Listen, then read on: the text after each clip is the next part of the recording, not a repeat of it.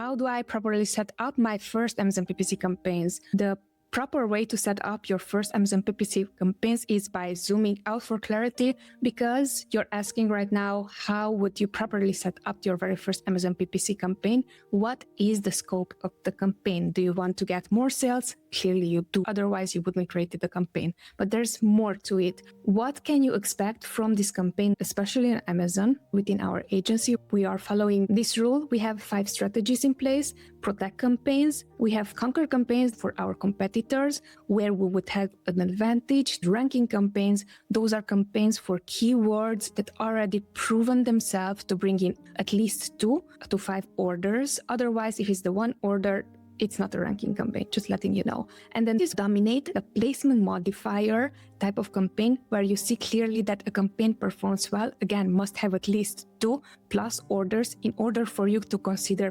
placement modification, so increase.